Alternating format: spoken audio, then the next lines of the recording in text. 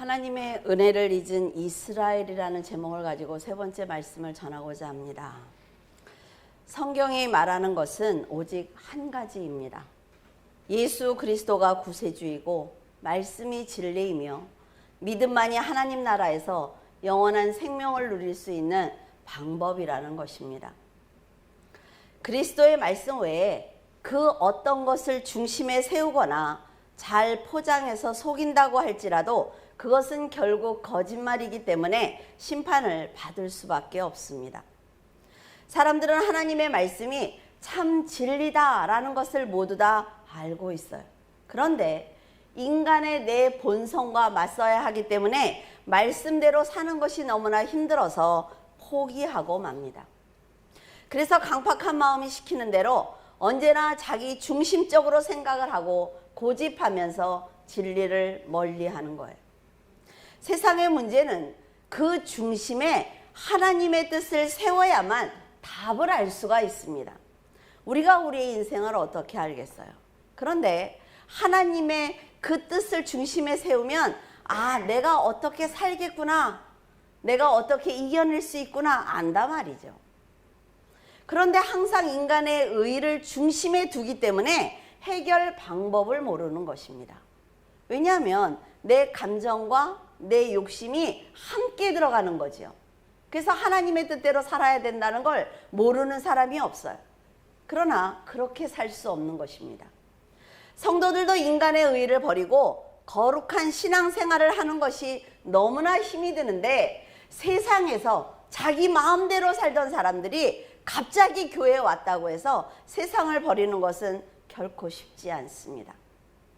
여러분은 자신의 생각이 옳고 그름과 알고 모름을 떠나서 이 문제를 어떻게 해야만 하나님의 뜻대로 사는 것인지 늘 고민하기를 바랍니다.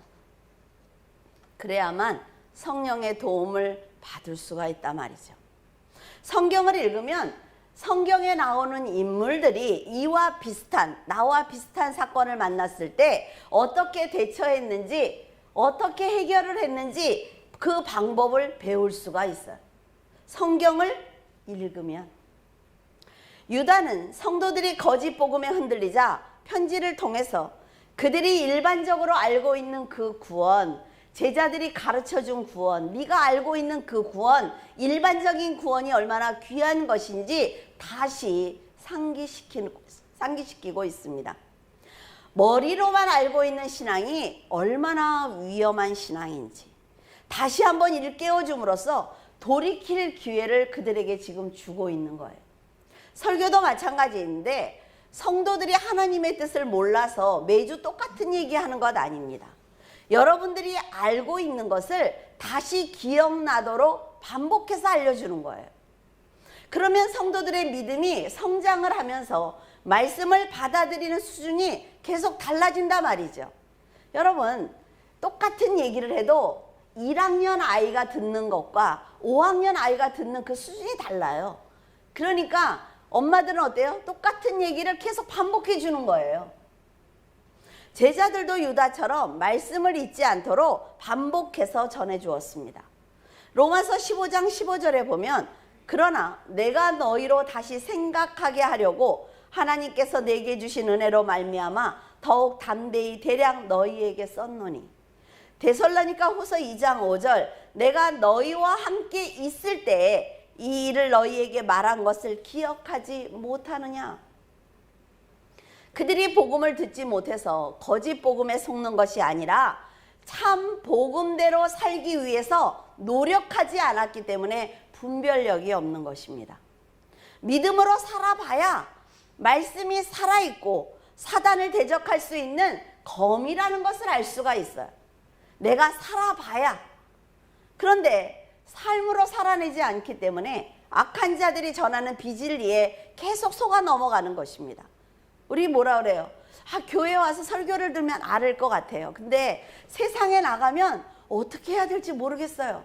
왜? 말씀대로 내가 살아보지 않았으니까. 유다는 그들에게 세 가지 사건을 예로 들어주면서 어떤 불순종을 보일 때 하나님께 심판을 받는지 가르쳐 주었습니다. 세 가지 사건을 보면 천사나 사람들이 하나님의 사랑을 넘치게 받았음에도 불구하고 그 은혜에 감사하지 않고 죄를 지었을 때 심판을 받는구나 라는 것을 알 수가 있습니다.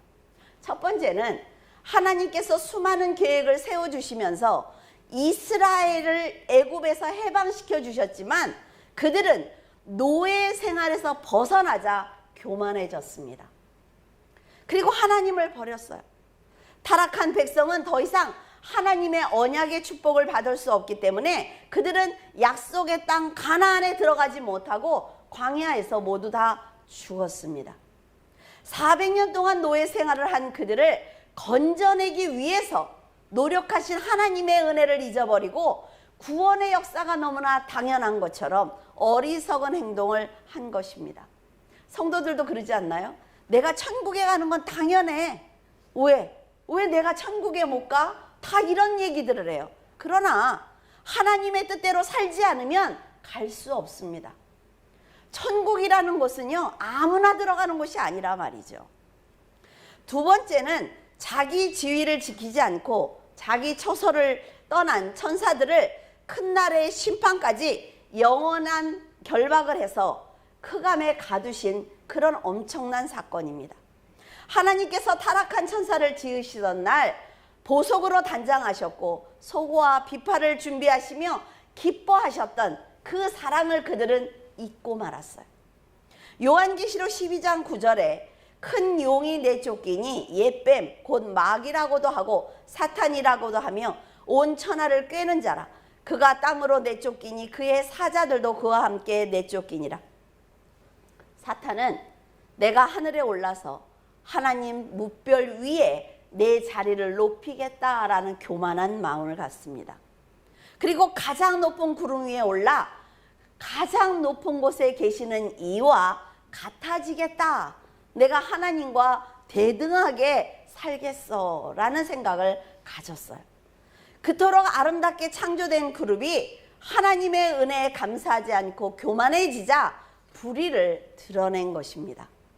세 번째는 롯에게 찾아온 천사들이 비류들에게 당한 것을 보면 알 수 있듯이 소돔과 고모라 사람들은 하나님께서 창조하신 대로 정상적인 가정을 이루며 생육하고 번성하라는 명령을 거역했습니다. 그들이 천사들을 끌어내어 음란한 관계를 가지려고 하자 하나님께서는 의인 10명이 없는 소돔과 고모라를 심판하셨습니다. 이 사건을 보면 하나님의 선하신 계획을 깨닫지 못한 사람들과 천사들이 악한 죄 때문에 심판을 받았다는 것을 우리는 알 수가 있습니다. 유다가 말은 그 첫 번째 사건을 먼저 보고자 합니다. 하나님께서 400년 동안 애굽에서 종살이를 하던 이스라엘을 이끌어내기 위해서 얼마나 오랫동안 계획을 하셨는지 우리는 성경을 통해서 알 수가 있습니다. 출애굽한 이스라엘 백성들은 하나님을 찬양했어요. 구름과 구름 기둥으로 인도하신 하나님께 믿음으로 살겠습니다 라는 고백을 드렸단 말이죠. 그러나 평안한 시간이 길어지자 아주 중요한 얘기예요. 연단을 받으면요, 여러분 그렇게 멀리 가지 않습니다. 그런데 자, 내가 모든 게 다 편안해요. 내가 하는 일이 다 잘 돼. 그러면 믿음을 보여드려야 하는 그 순간마다 인간적인 모습을 드러냅니다. 그리고 하나님을 배신해요. 만약 그들이 하나님께 진심으로 감사하면서 선한 삶을 살았다면 광야에서 40년 동안 연단을 받을 이유가 없습니다. 하나님을 믿고 의지했다면 400년이라는 고통의 시간을 뛰어넘게 하신 하나님께서는 약속의 땅에서 큰 평안과 안식을 주셨을 거예요. 하나님의 법대로 살고자 노력하며 온전한 마음으로 행하는 자녀들은 하나님께서 축복하시며 늘 보호하시는 것입니다. 예를 들어 아비야의 아들 아사가 왕이 되었을 때 그는 하나님 앞에서 선과 정의를 행했습니다. 이방 제단과 산당을 없애고 주상을 모두 다 깨뜨리며 아세라상을 다 부셔버렸어요. 유다 백성들에게 너희들은 여호와를 찾고 여호와께서 주신 율법을 행하라 라는 명령을 내렸습니다. 그리고 산당과 태양상을 모두 다 없애버리자 하나님께서는 그의 나라를 부강하게 하셨습니다. 외적들은 감히 아사왕을 공격할 생각을 하지 못했단 말이죠. 아사왕은 백성들에게 말하기를 우리가 이토록 강하게 된 것은 모두 하나님께서 지켜주셨기 때문이야. 그러니까 우리가 평안과 안식을 누릴수록 더 하나님을 잘 섬겨야 돼 라는 말을 했단 말이에요. 힘이 강한 구스와 전쟁을 하게 되었을 때 그는 하나님께 기도를 드렸습니다. 하나님, 저 힘이 강한 구스와 힘이 연약한 유다, 우리의 사이에는 오직 하나님밖에 안 계십니다. 우리를 도우실 수 있는 분은 하나님입니다. 이렇게 고백을 합니다. 그러면서 제가 주의 이름을 의탁하고 주를 의지하오니 이 전쟁에서 이기게 해달라는 간절한 기도를 드렸어요. 하나님께서는 강한 구스를 물리쳐 주셨고 그랄 사면의 모든 성읍들이 아사왕을 두려워하도록 그들에게 두려움을 주셨습니다. 그러니까 그들이 감히 침략할 생각을 하지 못하는 거예요. 아사왕의 어머니 마아가가 아세라 목상을 만들었을 때 아들이 이렇게 지금 믿음으로 살고 있는데 그 엄마가 아세라 목상을 만든 거예요. 그러니까 아사는 그 어머니의 태우의 자리를 패해버립니다. 그리고 아세라 목상을 기드론 신학가에 가져가서 다 불태워서 갈아버렸어요. 온 마음이 하나님을 향했기 때문에 평생 그는 믿음을 지켜낸 것입니다. 큰 권력을 가진 왕으로 살면서 일평생 하나님을 섬겼던 아사왕의 믿음이 바로 온전한 믿음입니다. 그리고 그의 삶이 감사를 아는 삶이에요. 하나님한테 진짜 감사하다면 믿음으로 살아내야 한단 말이죠. 모세와 아론의 희생으로 출애굽한 이스라엘이 가는 곳마다 지금 불평을 하고 있습니다. 왜 더 잘 안 해주냐는 거죠. 그러면서 그들이 분을 이기지 못해서 모세를 돌로 쳐 죽이려고 했어요. 그거는 모세를 보는 것이 아니라 하나님께 감사하지 않았기 때문에 이런 행동을 할 수 있는 것입니다. 물론 모세와 아론이 실수할 수도 있고 부족한 면이 있을 수도 있습니다. 그러나 백성들이 하나님을 알았다면 젖과 꿀이 흐르는 가나안에 들어가기까지 모세와 아론을 섬겼을 것이고 인내하며 순종했을 것입니다. 그랬다면 그들은 가나안에 모두 다 무사히 들어갔을 거예요. 하지만 그들은 광야에서 다 죽었단 말이죠. 이렇게 인간의 의의를 버리지 못하면 하나님의 명령이라 할지라도 듣지 않습니다. 자기에게 큰 이익이 없다고 판단이 되면 바로 하나님을 버리고 세상으로 달려가는 것이 바로 인간이라는 거예요. 하나님의 크신 역사로 출애굽했던 백성들은 가나안을 정탐하고 돌아온 사람들이 전하는 비관적인 말을 듣고 통곡하기 시작을 했습니다. 12명의 정탐꾼들은 우리가 올라가서 보니까 말이야, 가나안이 젖과 꿀이 흐르는 그런 땅이 아니야. 왜? 거기는 아낙 자손들이 있는데 네피림의 후손 같아. 그러니까 우리가 그들 앞에 서 있으니까 메뚜기처럼 보였어 라는 아주 비관적인 말을 해요. 그런데 함께 올라간 갈렙과 여호수아는 그들을 달래면서 하는 말이 하나님께서 우리와 함께 계시기 때문에 올라가면 무조건 이긴다는 거예요. 그러면서 그들을 설득하는 것입니다. 근데 백성들은 이미 비관적인 말을 들었기 때문에 그 전에 모세가 해줬던 모든 말을 다 잊어버린 거죠. 그러면서 우는 거예요. 10가지 재앙으로 바로를 이기고 지팡이 하나로 홍해가 갈라졌습니다. 구름 기둥과 불 기둥으로 자신들을 인도하셨던 그 하나님을 잊어버리고 만 것입니다. 하지만 갈렙과 여호수아는 사건을 만날 때마다 하나님의 은혜를 생각하는 것입니다. 그래서 믿음의 결정을 그들은 할 수가 있었던 거예요.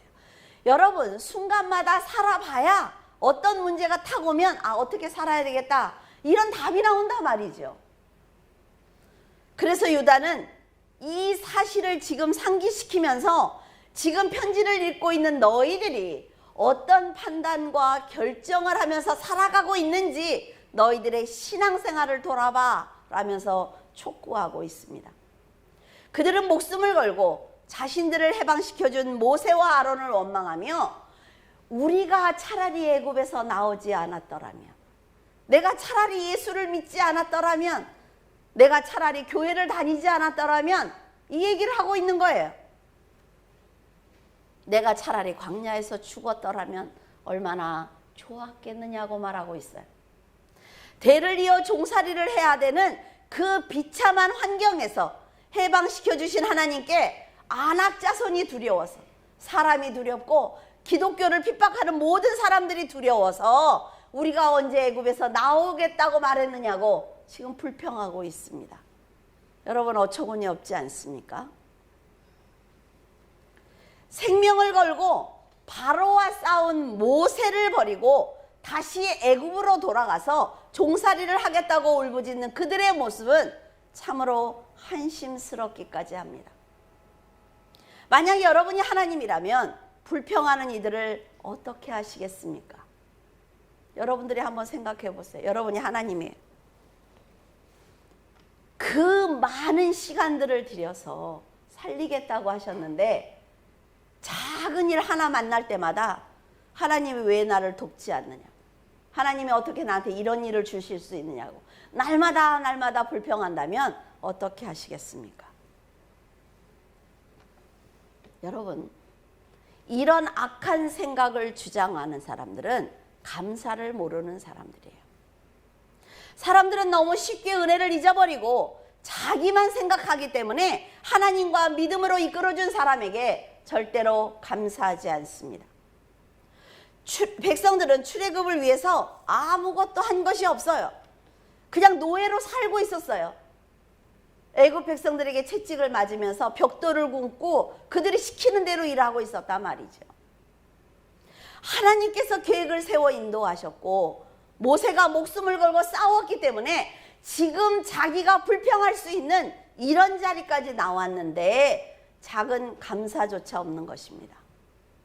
이것이 바로 간사한 인간의 마음이에요. 이런 사람들은 작은 고난이 오면 또 하나님께 도와달라고 부르짖을 것입니다. 그리고 모세를 찾아가서 이 문제를 해결해 달라고 그는 또 말할 거예요. 그러나 백성들이 알아야 하는 것은 모세와 백성들이 받은 은혜가 다르지 않다는 것입니다. 아니, 모세는 하나님의 나라에 가면 그 사람은 누가 얘기하는 것처럼 큰 엄청난 성에 날아다니면서 금길에, 그래요? 천국에 들어가면 하나님 품 안에서 영광을 누리고 사는 것 같단 말이죠. 하나님께서 모세를 백성들보다 더 사랑하신 것이 아니에요. 백성을 사랑하시기 때문에 모세를 세우신 것입니다. 백성들을 살리기 위해서 모세에게 희생을 강요하고 계시는 거예요. 그렇다면 이제 그들이 스스로 자기 문제를 해결할 수 있어야만 합니다. 은혜를 받을 때는 소리 높여 찬양하다가 작은 고난이라도 만나기를 하면 모세와 하나님을 원망하는 그런 행동은 은혜를 받을 자격이 없다는 걸 스스로 고백하는 것입니다. 백성들은 모세 때문에 가나안에 들어가 주는 것이 아니라 말이죠. 여러분 하나님 때문에 천국에 들어가 주는 겁니까? 아니에요. 나 자신을 위해서 들어가는 거라 말이죠. 이런 책임감을 가지고 문제를 해결하는 믿음을 가져야 되는데 하나님과 모세 때문에 억지로 가나안에 들어가 주는 것처럼 행동하고 있습니다. 여러분, 절대로 이렇게 하면 안 된다 말이죠. 지금 하나님과 지도자를 버리고 애굽으로 돌아가려는 백성들 앞에서 모세와 아론은 무릎을 꿇고 엎드려 그들을 말렸습니다. 제가 17년 동안 목회를 하면서 딱 2번 성도 앞에 무릎을 꿇고 말린 적이 있어요. 왜 그랬을까요? 그들이 하나님을 떠나고 말씀을 떠나는 게 나하고 무슨 상관이 있어요? 그러나 하나님께서 맡겨주신 영혼이기 때문에 최선을 다하는 것입니다. 근데 저는 이런 생각을 했어요. 모세와 아론이 그 앞에 무릎을 꿇고 빌면서 사정을 했을 때 여러분 더 멸시합니다. 더 무시해요. 왜? 자기보다 약하다는 생각을 하거든요.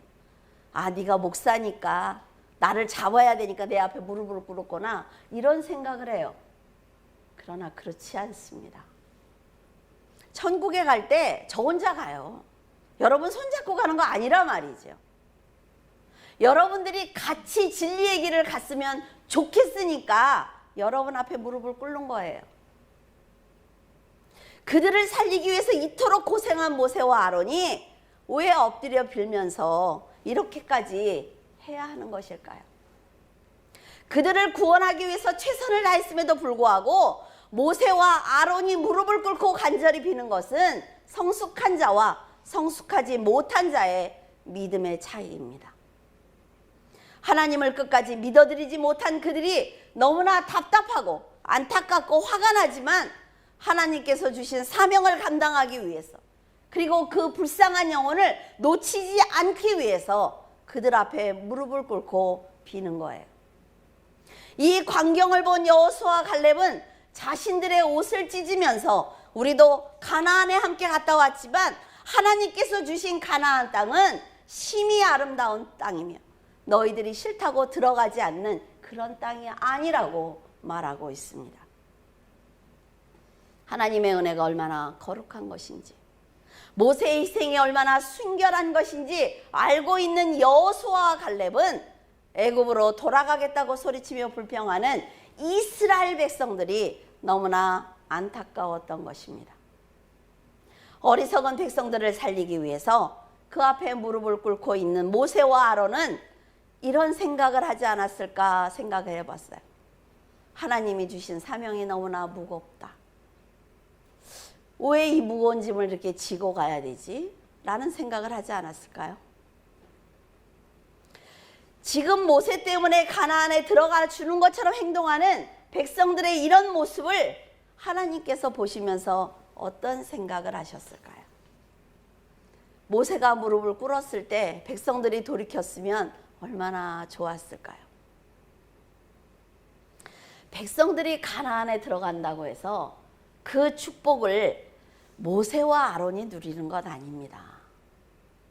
여러분, 백성들이 누리는 거예요. 정말 여러분들이 기도 제목을 주면 죽도록 기도합니다. 정말 최선을 다해서 기도해요. 그리고 나서 그 문제가 해결되면 감사하지 않습니다. 저한테 뭘 달라는 얘기를 하는 게 아니에요. 잘 된 거기서부터 교만해져요. 그리고 함부로 대하기 시작을 합니다, 저를. 여러분들도 여러분을 뒤를 돌아다 보세요. 그런 적이 없나? 성경하고 지금의 삶이 너무 똑같단 말이죠. 다르지 않아요, 여러분. 물론 모세와 아론은 이스라엘 백성들이 가나안에 들어서 잘 살면 어떤 생각을 했을까요? 그래, 내가 사명을 잘 감당했어. 저렇게 잘 사는 것만 봐도 너무 좋아 라는 생각을 했겠죠. 목회자들도 그렇습니다. 부모도 그렇지 않을까요? 그런데 백성들은 모세와 아론 때문에 자기들이 가나안에 들어가 주는 것처럼 그들에게 불만을 토로하고 있습니다. 이 광경을 보신 하나님께서는 과연 누구를 심판하시겠습니까? 사람들은 자기의 판단이 옳다고 믿거나 나와 비슷한 생각을 하는 사람의 수가 많으면 하나님의 말씀이라고 해도 잘못된 길을 돌이키지 않습니다. 여호수아와 갈렙처럼 하나님의 역사하심을 확실하게 알고 믿어야 되는데 어설프게 믿는 사람들은 도리어 당당하게 자기 주장을 합니다. 성경을 어설프게 아는 사람이 제일 힘들어요. 그 사람에게 설명해 주기가 너무 힘들어. 차라리 처음 아무것도 모르는 사람을 만났으면 제가 얘기하면 제가 얘기하는 걸 그대로 믿어요. 근데 조금 아는 사람들은 따져. 근데 여러분들에게 말씀을 드리는데 제가 드린 설교를 나가서 다 말씀하셔도 됩니다. 왜? 이것이 검증되지 않은 말씀은 여러분들에게 전하지 않습니다. 왜냐하면 책으로 만들어야 되잖아요. 책으로 만들어야 되기 때문에 아무 말이나 함부로 할 수가 없어요. 하나님의 말씀을 사실로 믿어야만 가나안 땅에 있는 아낙 자손을 우리의 밥이다 라고 말할 수 있단 말이죠. 세상이 두렵습니까? 걱정하지 마세요. 세상이 아무리 흑암으로 빨리 돌아가도 그들은 우리들의 밥이란 말이죠. 여호수아와 갈렙처럼 죽을 결심을 해도 그들 앞에 나서기 힘들어요.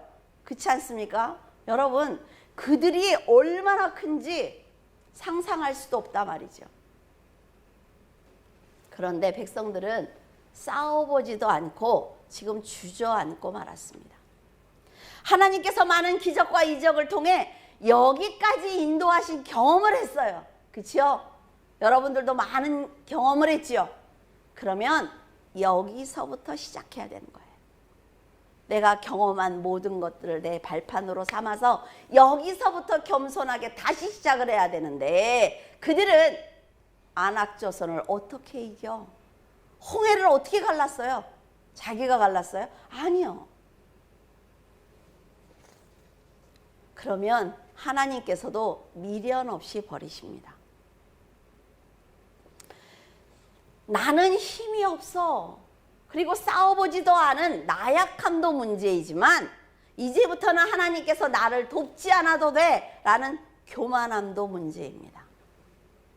고라 자손은 모세와 아론에게 너희들만 하나님을 만난 것이 아니라 우리도 하나님을 만났다며 대적을 했습니다.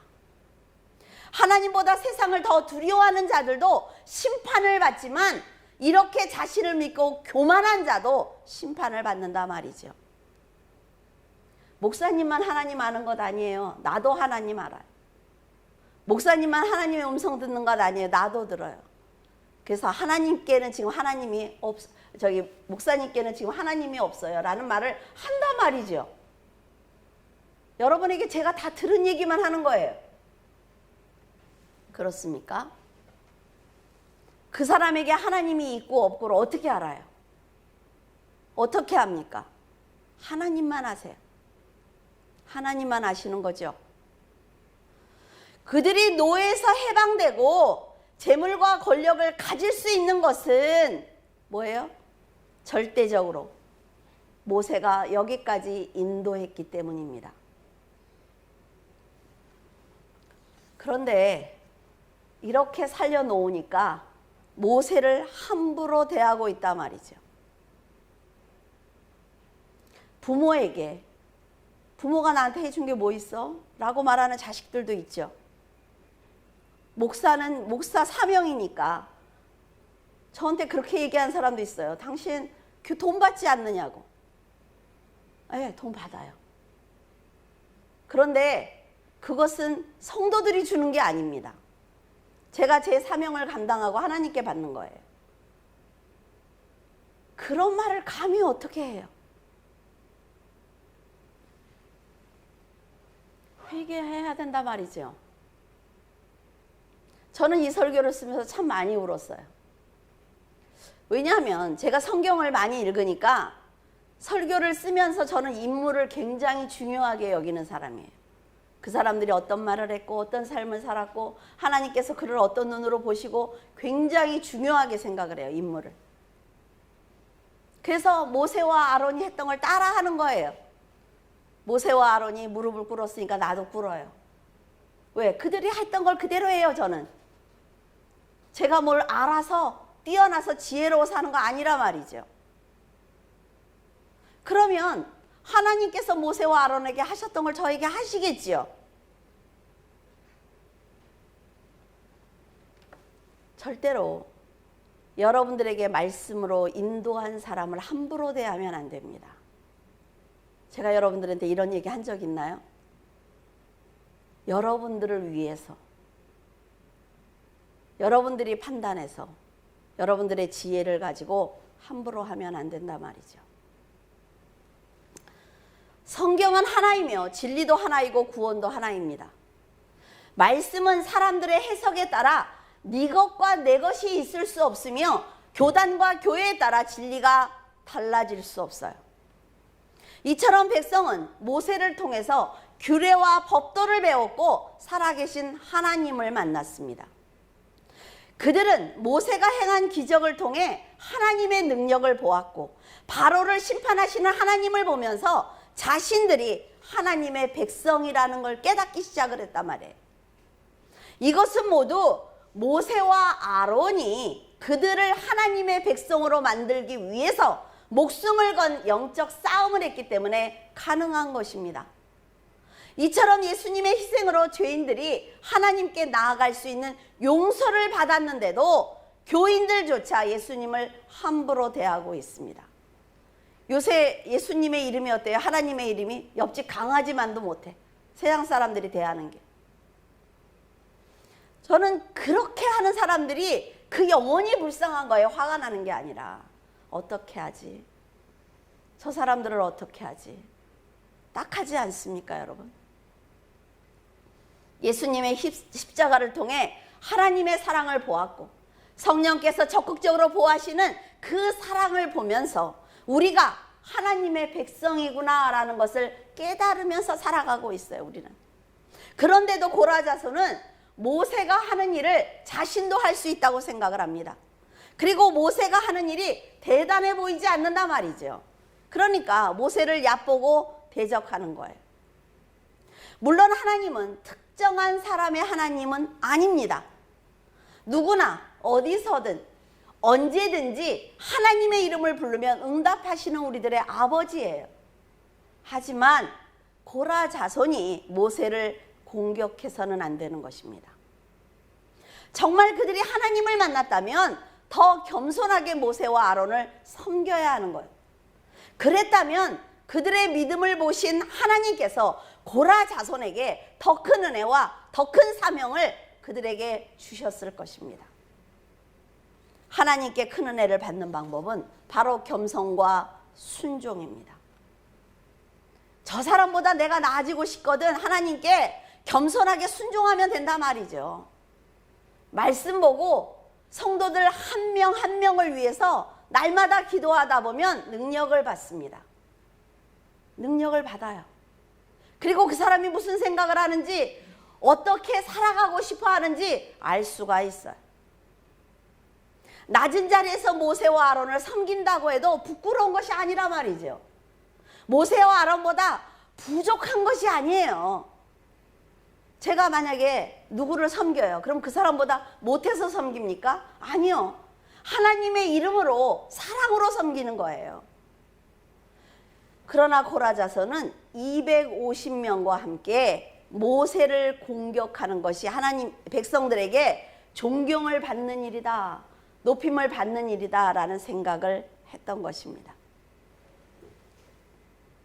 그래, 모세가 여기까지 열심히 했어. 근데 나는 250명과 함께 있어.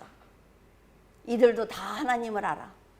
그러니까 모세 너 별거 아니야. 천만에요. 그렇지 않습니다. 하나님 안에 모세가 있고 모세를 통해서 그들은 모세의 울타리 안에 있는 사람들입니다. 함께 울타리를 세워가야지요. 여러분, 모세가 없어도 이제 괜찮아 라는 생각을 한단 말이죠. 그래서 어떻게 됐어요? 고라 자손과 250명과 그의 가족들은 하나님이 땅을 열어서 그 안에 다 묻어버렸어요. 이것이 하나님의 심판입니다. 감사하지 않는 교만이 얼마나 큰 심판을 부르는지 알아야 한단 말이죠.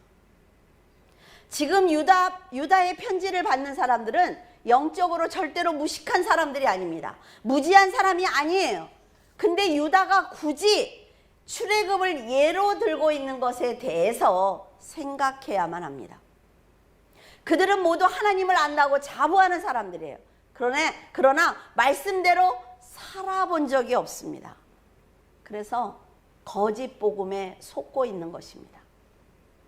차라리 말씀을 몰랐다면 교만하지 않았겠지만 말씀을 조금 알게 되자 자신들이 하나님을 알고 있다고 자만하고 있는 것입니다.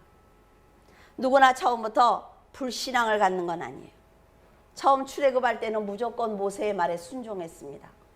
그런데 자기들을 쫓아오던 애국 군사들이 홍해 바다에 수장되는 것을 봤단 말이죠. 그러니까 자기가 이제 고난을 당할 요소가 사라진 거예요. 그러니까 인간의 본성을 서서히 드러내고 있는 것입니다. 애굽에서 구원하신 하나님의 능력과 은혜를 잊어서는 안 되는 거예요. 그것만 잊지 않아도 세상 사람들과 전혀 다른 삶을 살아갈 수가 있습니다. 로마서 12장 1절에서 2절, 그러므로 형제들아 내가 하나님의 모든 자비하심으로 너희를 권하노니 너희 몸을 하나님이 기뻐하시는 거룩한 산 제물로 드리라. 이는 너희의 드릴 영적 예배니라. 너희는 이 세대를 본받지 말고 오직 마음을 새롭게 함으로 변화를 받아 하나님의 선하시고 기뻐하시고 온전한 뜻이 무엇인지 분별하도록 하라. 분별해야 합니다.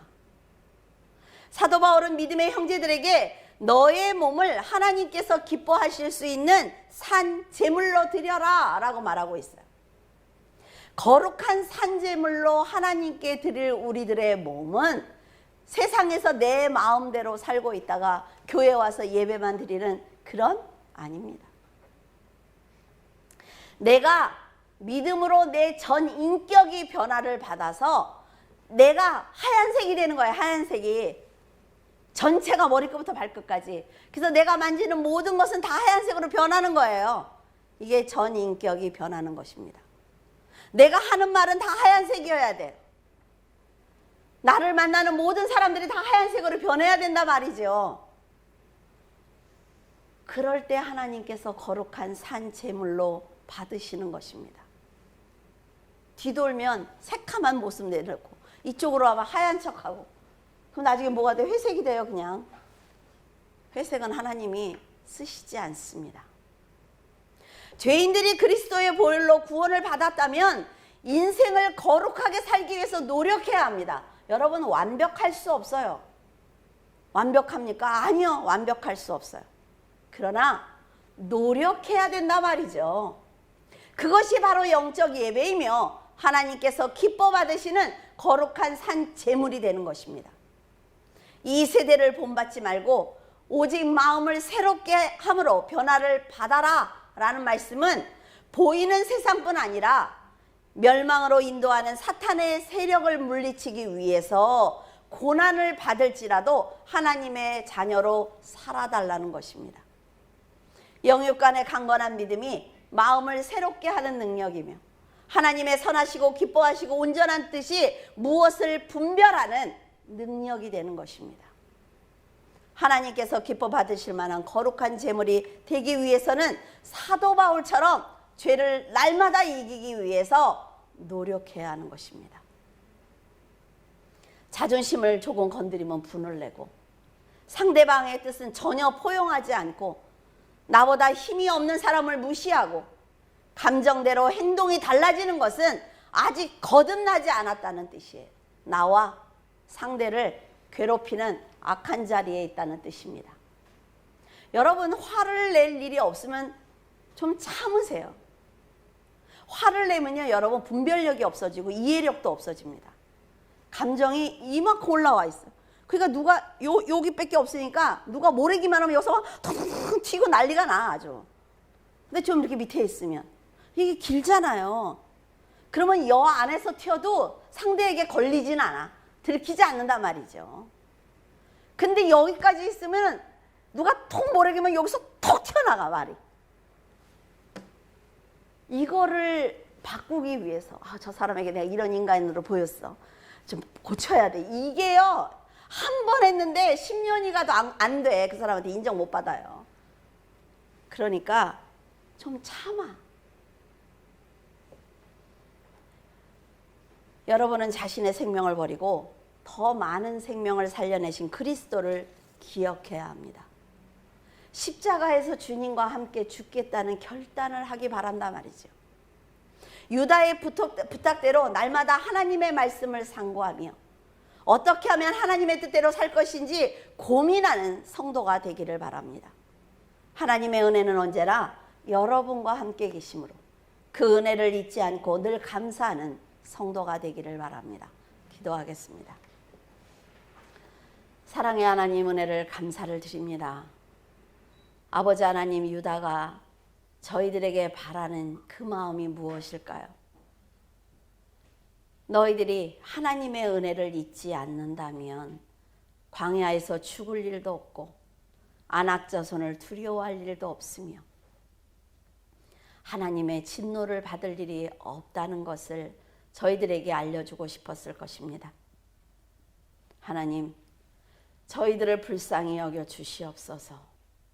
아버지 하나님께서 저희들의 영혼을 불쌍히 여겨 주시기에 목회자인 저는 성도들의 영혼을 불쌍히 여기고 성도들은 자녀들의 영혼을 불쌍히 여기는 줄로 믿습니다. 아버지 하나님께서 저희들에게 믿음을 허락하시고 지혜를 허락하여 주셔서 하나님 인내하고 믿음으로 거룩한 산제물이 될 수 있도록 주님 도와주시옵소서. 저희들 아버지 앞에 너무나 많은 기도 제목을 가지고 있습니다. 하나님의 흑암을 향하여 달려가는 이 세상도 너무나 문제이고 하나님 아버지 그것을 보고 두려워하는 저희들의 신앙도 문제입니다. 그리고 하나님 아버지 육신이 연약하여 아버지 앞에 무릎 꿇어 기도하는 영혼들도 있습니다. 아버지 하나님께서 불쌍히 여기시고 하늘을 열으셔서 하나님 아버지여 주님의 놀라우신 은혜를 그들에게 부어주시기를 간절히 기도드리고 원합니다. 아버지 하나님께서 결심하시면 이루지 못하실 것이 없고 아버지 하나님께서 계획을 세우시면 경영하지 못할 것이 없습니다. 저희들 그것을 믿고 있사오니 아버지 하나님께서 크신 은혜와 능력으로 인도하시고 하나님 성도들이 믿음으로 살아낼 수 있도록 아버지 앞에 오직 자신의 계획을 말씀드리고 하나님 아버지 앞에 간구하면서 살아낼 수 있도록 하나님 도와주시옵소서. 아버지 하나님께서 귀한 성도들을 축복하시고 하나님 인도하여 주시옵소서. 주님께서 함께 하심을 감사하며 우리 주 예수 그리스도 이름으로 기도드립니다. 아멘.